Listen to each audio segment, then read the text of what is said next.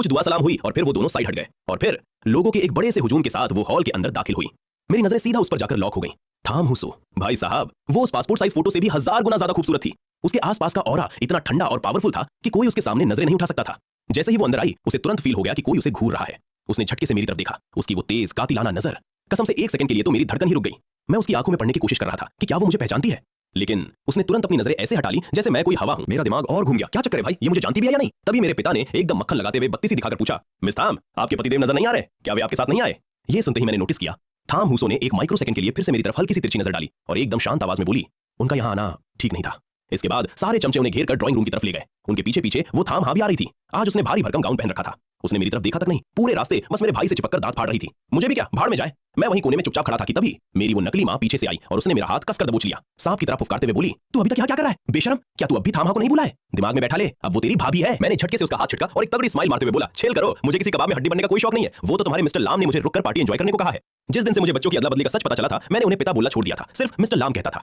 ये सुनकर वो बुढ़िया गुस्से से लाल हो गई, दांत पीसते हुए बोली, अबे वो तो बस फॉर्मेलिटी कर रहे थे और तूने सच मान लिया। अपनी औकात देख, आज के दिन में खुद ज्यादा मेहमानों के सामने नहीं आती कि कहीं परिवार की बेइज्जती ना हो जाए, और तू एक नाजायज औलाद होकर ऊपर वीआईपी लोगों के साथ खाना खाएगा। अभी के अभी यहाँ से निकल जा।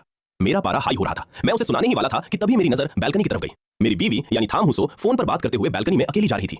मौका एकदम परफेक्ट था। मैंने उस बुढ़िया को वहीं बड़बड़ाते हुए छोड़ा और सीधा बैल्कनी की तरफ निकल लिया। जैसे ही मैं उसके ठीक पीछे पहुंचा, उसने फोन काटा और पीछे मुड़ी। मुझे देखते ही उसकी नजरें बर्फ की तरह ठंडी हो गई। उसकी उस खूंखार नजर के सामने मेरे कदम अपने आप ब्रेक मार गए। पर तुम्हारा भाई भी कांड करने वाला था। मैंने एक हल्की सी स्माइल दी और सीधा मुंह पर बोला, बीवी। कसम से ये वर्ड सुनते ही मुझे लगा वो चौंकेगी, लेकिन नहीं, उसके चेहरे का एक मसल भी नहीं हिला, कोई रिएक्शन नहीं। बस उसकी आंखें पहले से भी ज्यादा डरावनी हो गई। अगले ही सेकंड वो मुझे इग्नोर मार के वहां से जाने लगी। मैंने तुरंत आगे बढ़कर उसका रास्ता रोक लिया। क्या बात है, क्या तुम मुझे पहचानती नहीं हो? उसने मुझे ऊपर से लेकर नीचे तक ऐसे देखा जैसे मैं कोई कचरा हूं। एकदम कड़क और ठंडी आवाज में बोली, रास्ता नापिए, क्या मुझे आपको जानना चाहिए? मिस्टर, मैं शादीशुदा हूं, अपनी हद में रहिए। मेरा दिमाग सुन्न हो गया। वो सच में मुझे नहीं जानती थी, लेकिन फिर भी कह रही थी कि उसकी शादी हो चुकी है। भाई ये चल क्या रहा है? क्या मैरिज ऑफिस वालों ने गांजा फूंक कर रजिस्टर में एंट्री की थी? मैंने सीधा पूछा, क्या मैं जान सकता हूं कि आपके पति है कौन? उसने फिर वही 4 शब्द मुंह पे मारे, इससे तुम्हारा क्या लेना देना?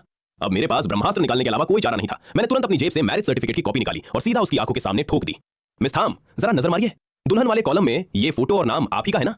उसकी नजरें सर्टिफिकेट पर गईं। उसने दूल्हे वाले कॉलम में मेरा नाम देखा।